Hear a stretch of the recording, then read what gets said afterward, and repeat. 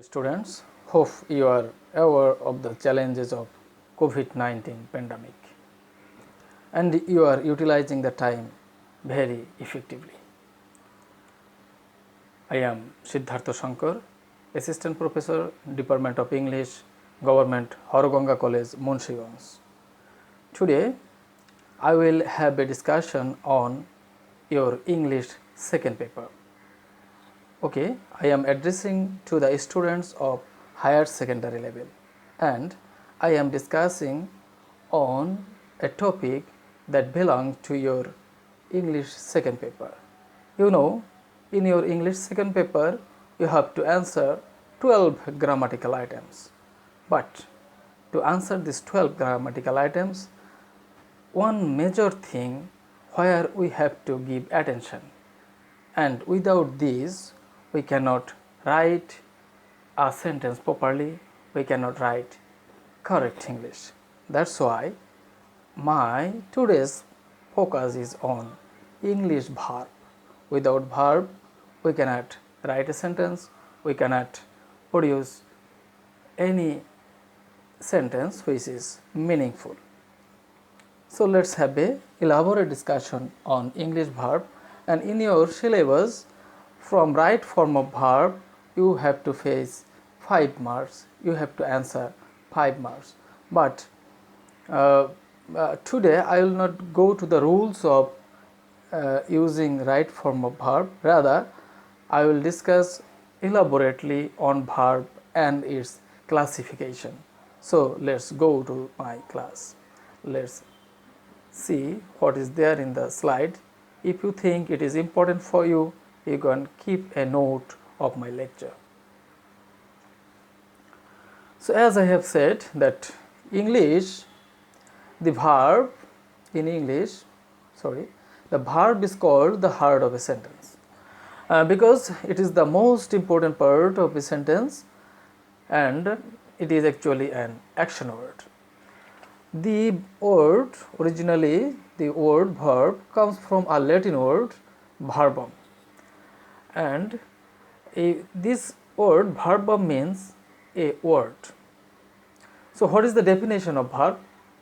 A verb is a word or phrase which indicates an action, event or a state. So a verb can indicate an action, an event or a state. Let's go for some example. For example, action. The girl sings a song. In this sentence, sings is an action because the girl herself is singing. In the second sentence, you see there is an event.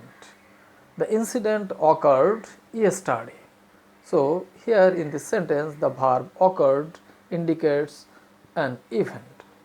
And you see in the third sentence, he is in a powerful position in the office. In this sentence, the verb is and this verb indicates to a state. So basically, even if we try to write a sentence that have only one word, for example run, stop, these are also sentences, and even only one verb can make a sentence, and this is the most important part, and without this no sentence can be produced.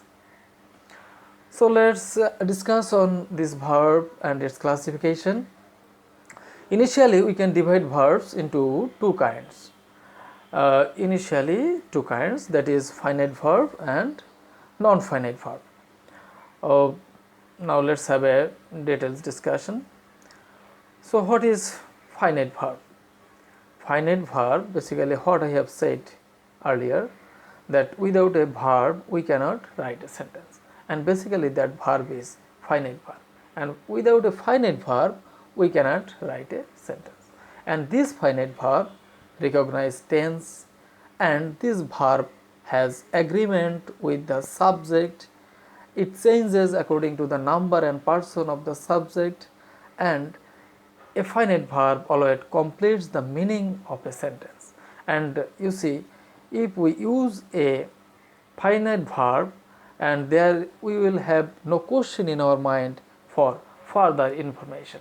That's why finite verb is the most important part of a sentence. So what is a finite verb? A finite verb is a type of verb that recognizes tense in the sentence. It changes according to the use of number, person and tense. And you see, the finite verb always completes the meaning of a sentence. So this is in short finite verb. I am requesting you to read the elaborate discussion of finite verb.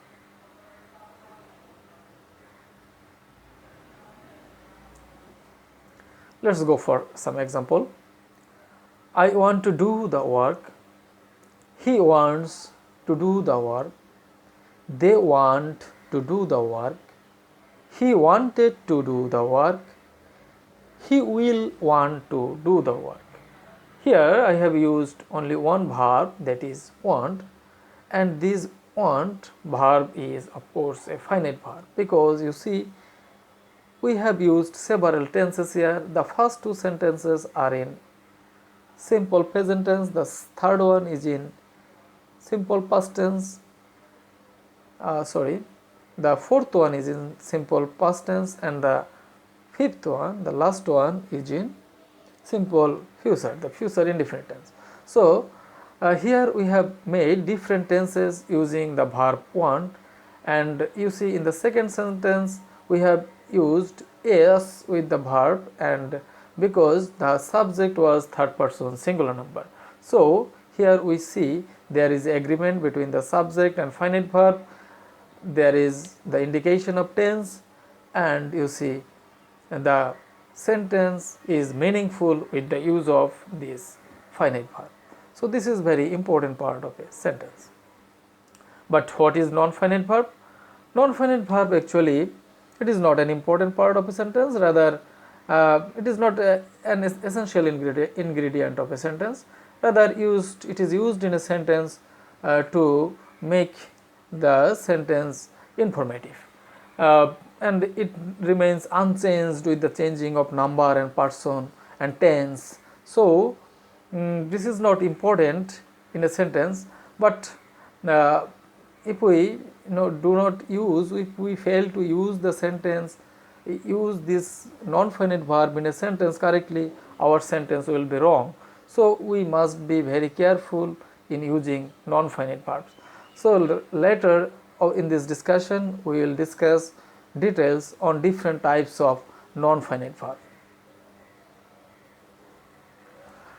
So let's have some more discussion on finite verb. Finite verbs are of two types.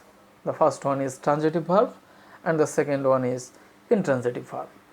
So transitive verb, this is very important because in your course we have transformation of sentence. There we have to make the changes of voice.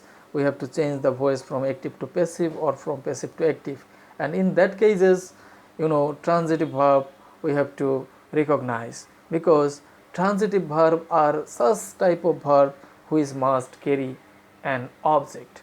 So what is transitive verb? A transitive verb is a type of verb that carry an object. So you see, she knows me. Here in the bracket, whom does she know? There is a question. The answer is me. I do the work. What do I do? The answer is the work. So in the first sentence, me is the object, and in the second sentence, the work is the object. So the sentences, the verbs that carry an object is called a transitive verb, and we can find an object by asking question to the verb, and we will ask the question using two double-edged words. The one is whom, the another is what.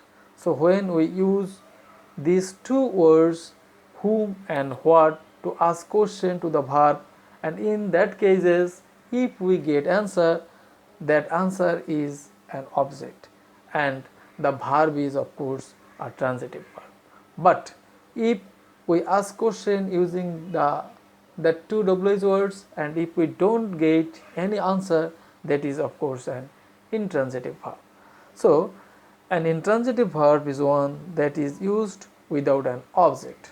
For example, she smiles secretly, the baby is sleeping. So you see, in these two sentences, if we ask question using whom or what, that would be almost meaningless and no answer.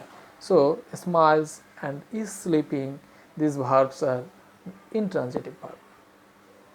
So what I have said, the thing or person that we get by asking the verb with what and whom is called an object.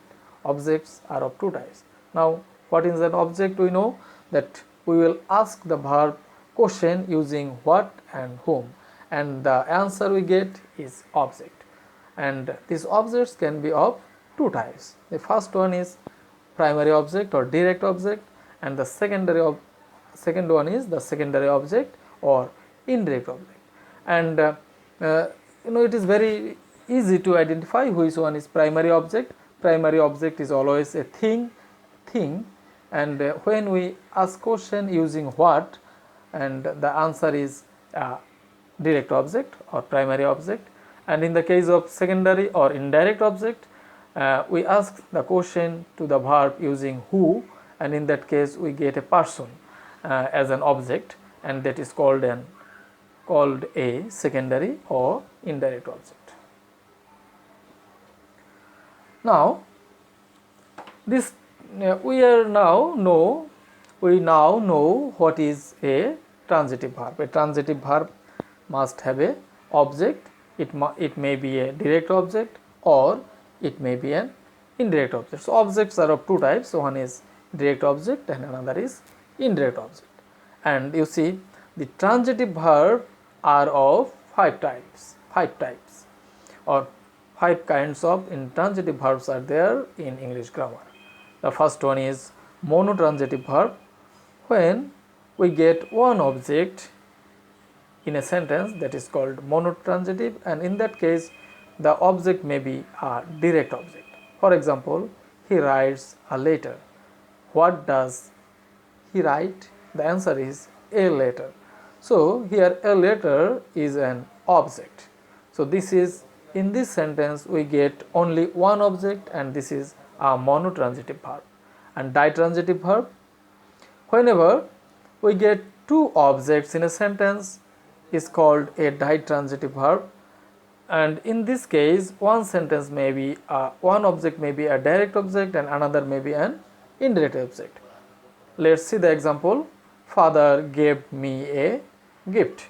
If we ask question to the verb gave, what did father give you? The answer is a gift. So a gift is an object, and this is of course a direct object.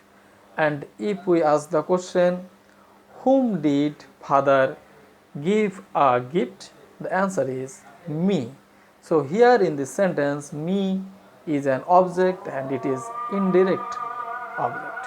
So here we get two objects, so the verb gave is a ditransitive verb. The third one is complex transitive. So what is a complex transitive verb? A transitive verb that takes direct object and complement. Complement is word or phrase that is used to make the sentence meaningful. So you see, we elected him chairman. So here you see the object is him, but chairman is the word that is the complement of the word him. So the word him needs the word chairman to make the sentence meaningful. Therefore here the verb elected is complex transitive verb. So where do we use complement? A complement is placed after a direct object, and of course it is as it is put after an object, it is called object complement. Another important verb, that is causative verb. when a transitive verb acts as a cause, you see, let's go to the example. She will have her hair bobbed. Here the subject is she, but she herself will not bob her hair. Rather, another agent will come, another person will come who will help her to make her hair bobbed. So in this sentence you see, will have is the causative. So it means cause something to be done by somebody else. Actually, this topic, causative verb, needs some elaborate discussion, and hopefully in my later session in any other class I will discuss on causative verb elaborately. So the another type of transitive verb is reflexive verb. Reflexive verb is very you see that we know some reflexive pronoun when we use self with after a pronoun, that is himself, herself, themselves, ourselves. So these are reflexive pronoun. So a transitive verb that takes a reflexive pronoun as its object is called a reflexive verb. Very simple. Whenever we get this type of objects, reflexive pronoun, that verb is called reflexive verb. She fans herself. You see, herself is the object. Whom does she fan? Herself is the answer. Herself is the answer. So the word fans is reflexive verb. Now, intransitive verb have also some classification. Intransitive verbs are of two types. The first one is intransitive verb of complete prediction, and second one is intransitive verb of incomplete prediction. So let's read. An intransitive verb that does not require a word or phrase to complete its sense is called an intransitive verb of complete prediction. So you see, complement. The thing is that complement is words or phrase that is used to make the sentence a complete one or a meaningful one. So you see, example, he runs or birds fly.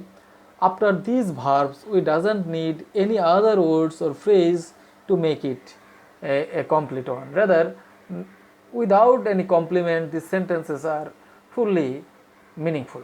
So he runs, he birds. These sentences are intransitive. The verb runs and fly are intransitive, and it is intransitive verb of complete prediction. And the another one is intransitive verb of incomplete prediction. When an intransitive verb requires some words or phrase to complete its sense. So here, without complement or without using some more words, we cannot make the sentence meaningful, and these intransitive verb will not make any meaning. So here we need some complement. You see, the man is tall. If we don't use the word tall, this sentence will not be meaningful. The man is, this is meaningless. Rita became. What does he become? What does she become? What did she become? What did she become? So this is meaningless. So Rita became a nurse. So some complement is required. So a nurse is the complement, and the man is tall. Here tall is complement. So these intransitive verb is, and here you see became, these verbs are intransitive verb of incomplete prediction. So subjective complement and objective complement, it is worthy of discussion. So a complement referring to the subject is an intransitive verb. You see, a complement verb referring to the subject of an intransitive verb, that is subjective complement. She is a student. Here the complement is a student and it refers to the subject. So this is subjective complement, and we made him captain. In this sentence you see, him is the object and captain is the complement, and it refers to the object. So this is objective complement. Now we can divide both the transitive and intransitive verb into two kinds. The one is principal verb, the another is auxiliary verb. Principal verbs are of two kinds. The first one is regular verbs, the second one is irregular verbs. So it is very easy to understand what is regular verb and what is irregular. Actually, regular verbs takes d or ed to form past form or past participle form. For example, play, we use ed, played, played, love, loved, loved. So in this word, you see these verbs takes ed as past to form past form and ed to form past participle form. And you see the another characteristics of regular verb is that in regular verb you will find the past form and past participle form is always same. And in the case of irregular verb, this doesn't have any rule. You cannot use d or ed, rather you have to change the vowel inside, or you have to make a new form, and you have to memorize this irregular form for better understanding, to make a good sentence, to make a correct spelling or correct sentence. So go, went, gone. So you have to memorize the past form and past participle form. So from your grammar book you will find a good number of regular verbs and irregular verbs and its conjugation, and it is formation of past and past participle form. So I hope you will memorize, or you will go through that verbs and you will know how to make the past form and past participle form of verb. So I think you know what is regular verb and irregular verb. Now let's have some elaborate discussion on the classification of auxiliary verbs. So auxiliary verbs are basically of two kinds, that is first one is primary auxiliary and the second one is modal auxiliary. So primary auxiliary are of three types, that verb to do, verb to be, verb to have, and all these verbs have three forms of course: present form, past form and past participle form. Verb to do is do, does, did, done. Verb to be am, is, are, was or been. Verb to have has, had, had. So these verb, auxiliary verb, the use of auxiliary verb in a sentence is very important, because whenever we make any passive form of a sentence, this verb is used extensively, and we have to use it very correctly, and to make tenses correctly we also have to use this auxiliary verb. And the another type of auxiliary verb is modal auxiliary. Modal auxiliaries are, you see, can, may, shall, will, need, must, dare, ought to, used to, could, might, should, would. Actually these verbs are used to make prediction, and you know that modal auxiliaries must have a principal verb after it. We should use a principal verb after a modal auxiliary. Without a principal verb, a modal auxiliary cannot make a sense, you see, for example, he can do it or he could do it. Here can or could, these are modal auxiliary, but after can or could we have used another principal verb, do. So the do verb, without this principal verb, no modal verb can be used, and here this do verb is bare infinitive. But we have to remember that auxiliary verbs can be used as principal verb as well. For example, you see, I am helped by him. Here am is auxiliary and helped is the principal verb, but am itself can be used as a principal verb. You see, I am happy. Here am is a principal verb. So the characteristic of primary auxiliary is that primary auxiliaries can be used as auxiliary to support other principal verb, or it itself can be used as a principal verb in a sentence. You see, in the second example, he has a cow. Here has is a principal verb, and he has a dog. Here you see has is a principal verb. So auxiliary verbs, the primary auxiliary verbs can be used both as auxiliary and principal verb. Now let's have a discussion on non-finite verbs.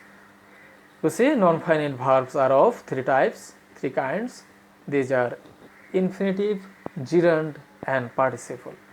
Dear students, these three kinds of verb, we have to understand it. We have to use it in the sentence correctly. You see, you have a lot of grammatical items, 12 grammatical items in your course, and you see, you have to use this non-finite verb several times. You see, so we have to understand it quite comprehensively.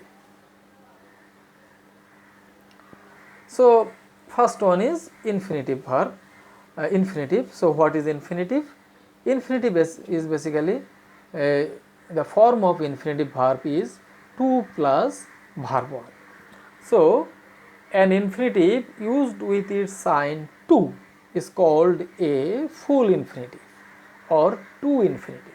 So a full infinitive consists of two items, that is to and verb. That is the basic form of verb 1. You see the example, it is easy to learn. So to plus verb 1. So in this sentence, to learn is non-finite verb and it belongs to infinitive. And in this sentence, is the finite verb. So you see, this tea is too hot to drink. So in this sentence, to drink is a full infinitive. So another thing is there, that is bare infinitive. Bare infinitive, where to is not used, to is invisible. It is called deceptive form because to is not used but it is infinitive. So it is called bare infinitive. We are using infinitive without to. For example, you see, I saw him cross the road. We watched the ship sink. In this sentence, saw, first one, in the first sentence, saw is the finite verb, but cross is the non-finite verb. We are using cross here but without any to sign, that is bare infinitive. We watched the ship sink. Sink is the infinitive without to. So this is somehow deceptive. Now we are going to learn where we have to use the infinitive. We can use infinitive as a subject of the verb. For example, to forgive is divine. Here to forgive is the subject. As an object of a verb, for example, we expect to succeed. To succeed is an object. What do we expect? The third one, you see, as a complement of a verb, I think you know the complement. He appears to be a wise man. He appears to be a wise man. As an object of preposition, he came to see the port. To indicate a past habituation, we also use the infinitive. For example, we used to go out for a walk. So this is the use of past habituation. So this is use of infinitive in English grammar in short. The second non-finite verb that is worthy of discussion, that is gerund. And you know, gerund, of course, we are discussing on verb, so gerund of course comes from verb, but the fact is gerund works as noun. So when a verb acts as a noun is called gerund. So it is also known as a verbal noun. Let's go for example. He walks 3 kilometers a day. In this sentence, walks is the verb, but in the second sentence you see walking is good for health. Here walking has been used as noun as the beginning, in the beginning of the sentence, walking. After walking we have used the verb is the finite verb, but walking is non-finite and it is gerund, it is functioning as a noun. So when any verb plus ing functions as a noun is called a gerund. So where do we use gerund? So we can use gerund in the place of a noun because a gerund is basically a gerund basically function as a noun. So you see, We can use noun as a subject of a sentence. We can use noun as an object of a sentence. We can use noun after preposition. We can use noun after article. So these are the places where we can use gerund also. So you see, let's go through the examples. As a subject of a verb, dancing is a good exercise. So here dancing is a gerund subject. As an object of a transitive verb, as an object we can use a noun and we can use a gerund as well. He enjoys watching TV. As an object of preposition, she is bent on doing this.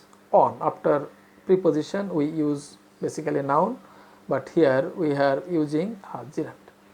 As a complement of an intransitive verb, his hobby is riding horse.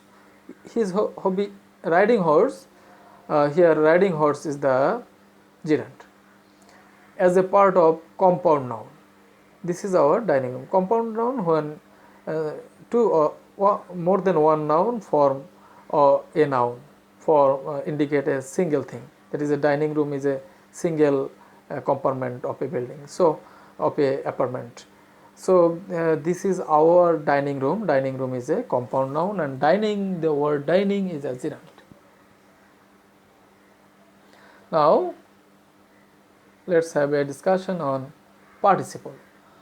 So participle can be divided into three types, that is present participle, past participle and perfect participle. Sometimes we mingle between gerund and present participle. Basically gerund and present participle, you see the form is the same. That means we make present participle using ing with the basic form of verb, but the difference is that these participles are used as an adjective in a sentence. So participles are basically the words that are derived from verbs but used as an adjective. So you see, what is present participle? When a verb being added to ing acts as a verb and an adjective is called present participle. So present participle is basically the ing form of verb, but it is used as adjective in a sentence. I saw her singing. So here singing is the adjective, and this is defining a state. I saw her singing, see her condition. So I saw her singing. Singing is the present participle. So now the past participle, we have three verbs have three forms: the present form, past form, and past participle form. That past participle type, past participle is the verb. It is when we use it in a sentence as an adjective is called past participle. So when the past participle form of a verb acts as an adjective is called past participle. You see, she likes developed countries. He is a learned man. So in this sentence, developed and learned, this sentence are basically defining the quality of the nouns countries and man. What type of country? Developed country. What type of man? Learned man. So this is adding quality, learned and developed, but it is adding quality. That's why these are adjectives, but these are derived from verbs and the past participle form of verb. So that is why it is past participle. And what is perfect participle? Perfect participle is basically the mingling of present participle and past participle. When present participle and past participle are used together is called the perfect participle. So having finished the work, I took rest. So having is the present participle, finished is the past participle, and this together made the perfect participle. Having finished the work, I took rest. Now we are to learn the use of participle. So here you see, this is very interesting. We can make a sentence short using a participle. You see, to remove relative pronoun. You see, a map which makes political boundaries is clear. So which is a relative pronoun, but we can make it sentence simple by using a participle. You see, a map making political boundaries is clear. So this is the use of present participle. Here you see, to remove close, we can remove a close also. Here you see, he closed the door and entered into the room. We can make this sentence like this: closing the door, he entered into the room. So here we have made this sentence simple using participle. So at a glance we see the different types of verb. At the beginning we saw that verbs are of two types, that is finite verb and non-finite verb, and we found finite verb are of two types, that is transitive verb and intransitive verb. We classified transitive verb into 5 types and intransitive verb into 2 types, and you see this finite verb is again of 2 types, that is principal verb, auxiliary verb. Principal verb are of 2 types, that is regular and irregular, and auxiliary verb can be of 2 types, that is primary auxiliary and modal auxiliary. But non-finite verbs, that is, are of 3 types, that is gerund, participle and infinitive.